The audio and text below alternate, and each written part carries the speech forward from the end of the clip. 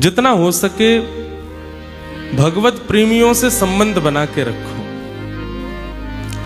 हम लोग संबंध बनाने में उन लोगों को श्रेष्ठता देते हैं जो स्वरूप में सुंदर हो, जिसके पास में कोई कला हो, जो संसार में अच्छे संबंधों से युक्त हो, बड़े बड़े राजनेताओं से जिसके संबंध हो, जिसकी बड़ी ख्याति हो। सीधी बात, ज्यादा उपमाएं ना देकर के पहली बात में कह दूं, जिसके पास प्रभाव बहुत होता है हम उससे संबंध बनाते हैं। प्रभावशाली व्यक्ति ही हमको संबंध के लिए चाहिए, चाहे मित्र हो, चाहे आज की डेट में ब्याह भी करना हो तो भी लड़की यही देखती है कि प्रभावशाली पति हो, और लड़का भी यही देखता है कि मेरी पत्नी कैसी हो, प्रभाव हो उसका, कि कहीं जाए तो कहें भाई चार लोग इसकी पत्नी है। और ये प्रभाव के चक्कर में ही हम आप सब लोग बर्बाद हो रहे हैं। प्रभाव के पीछे मत भागो, स्वभाव के पीछे भागो। हमारे श्री ठाकुर जी का प्रभाव कैसा? उनका प्रभाव ऐसा है कि वो भ्रकुटी टेढ़ी कर दे तो महाराज इंद्र की क्या मजाल जो वृंदावन पर वर्षा कर दे, लेकिन केवल ब्रजवासियों की प्रसन्नता के लिए प्रभाव को छुपा लेते हैं, अपने स्वभाव को प्रधानता देते हैं। सब ब्रजवासियों से कहते हैं तुम डरो मती, तुम जिनकी शरण में आए हो इन गिरिराज बाबा बड़े दयालु हैं, ये सब तुम्हारी रक्षा करेंगे, और मैं गिरिराज बाबा से प्रार्थना करूंगा जो मुंह पे अनुग्रह करेंगे। ठाकुर जी अपने प्रभाव को छुपा रहे हैं, उनके सामने ऐसा दिखा रहे हैं कि मानो उन्हीं के जैसे हैं। हम लोग क्यों बदल गए? हम लोगों का स्वभाव क्यों बदल गया? हम क्यों प्रभाव के पीछे भागते हैं? प्रभाव नहीं, स्वभाव। हमारे बिंदु जी महाराज वे गाते हैं, पिताजी का एक पद है बड़ा सुंदर, पिताजी गाते हैं बिंदु जी की लिखनी, क्या वह स्वभाव पहला सरकार अब नहीं है, दीनों के वास्ते क्या दरबार अब नहीं है। दौड़े थे द्वारिका से जिस पर अधीन होके, कब दौड़े थे ठाकुर जी द्वारिका से? भरी सभा में जब द्रौपदी का चीरहरण हो रहा था, तब द्रौपदी सबसे पहले विश्वास करती है कि मेरे 5 पति मेरी रक्षा करेंगे, लेकिन 5 ने रक्षा नहीं की। तो द्रौपदी कहती है इतने पयोवृत्त यहां बैठे हैं, ये मुझे निर्वस्त्र नहीं होने देंगे। जब नजर उठा करके देखा तो भीष्म पितामह आदि भी सब नीची नजर करके बैठे हैं। तब अपना बल लगाया द्रौपदी ने कि मैं छत्राणी हूं, मुझे कोई निर्वस्त्र नहीं कर सकता।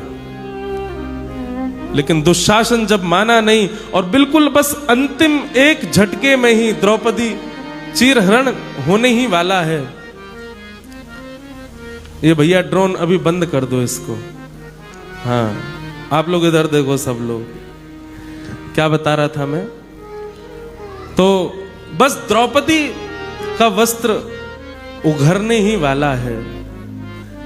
उस अंतिम क्षण में द्रौपदी अपनी दोनों भुजा उठा करके कहती है, हे कृष्ण द्वारिका वासी क्वासी क्वासी महाभुजा।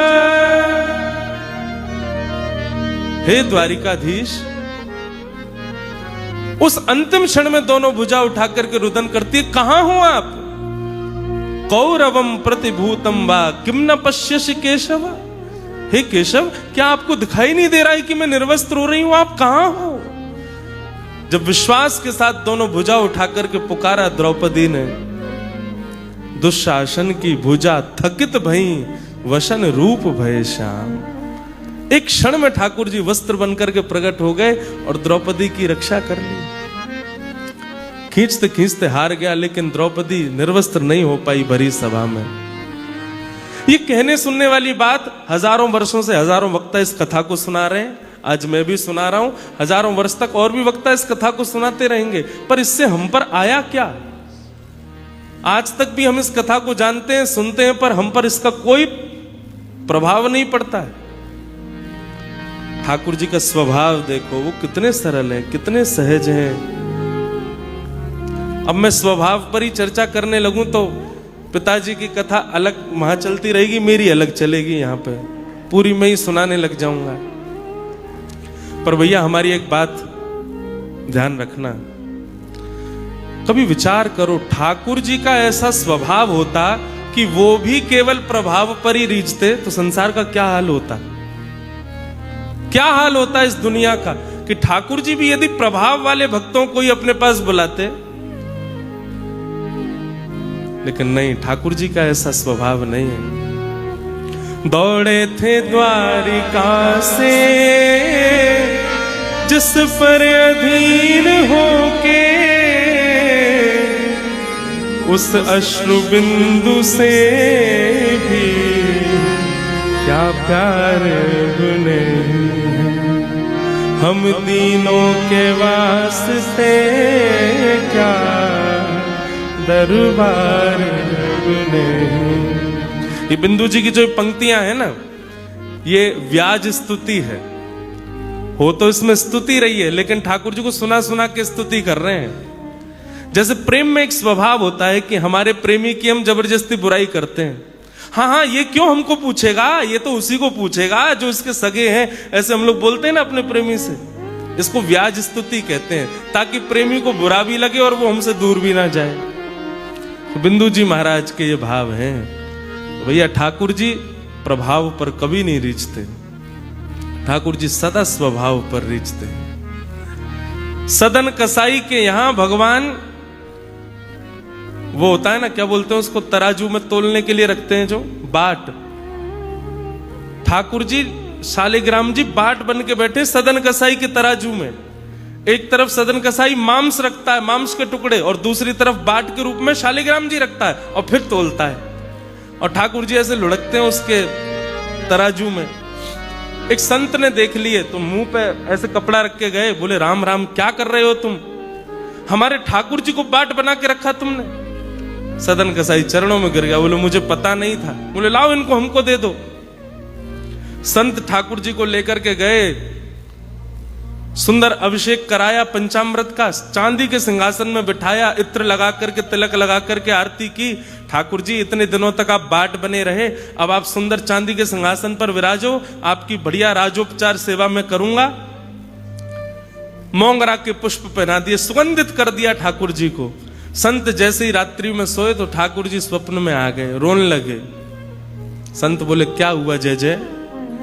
बोले मुझको वापस सदन कसाई के पास ही छोड़ के आओ। महात्मा बोले भगवान वहां आपको मांस के साथ में तोला जाता है और आप ऐसे लुढ़कते रहते हैं, आप वहां क्या करेंगे? यहाँ बढ़िया चांदी का सिंहासन, बढ़िया मैं आपकी राजोपचार सेवा करूंगा, यहीं रहो ना। ठाकुर जी बोले नहीं, हमको सदन कसाई के तराजू में लुढ़कने में बहुत आनंद आता है। जब वो मांस तोलता है ना, और जब हम ऐसे दुल्लर तिल्लर हो जाते हैं, इधर उधर घूमते हैं, हमको देख करके वो बहुत खुश होता है, उसको देख करके मुझे खुशी होती है। मुझे तो उसी के पास छोड़ दो। न जाने कौन से गुण पर दयानिधि रीझ जाते, पता नहीं हमारा कौन सा भाव उनको अच्छा लग जाए। कैसे है ठाकुर जी का स्वभाव देखो, और हम लोग कैसे अपने आप को देखो। ठाकुर जी का एक गुण ही हमारे अंदर आ जाए कि वो बहुत जल्दी रीझ जाते हैं, और हम लोग उतना ही समय लगाते हैं किसी से रीझने में। हम पूरी परख लेते हैं ऊपर से नीचे तक हमारे लायक है तो हम रीझेंगे, पर ठाकुर जी कहीं ऐसे हो गए होते हैं ना तो दुनिया का क्या हाल होता। ठाकुर जी बड़े प्रेमी हैं भैया।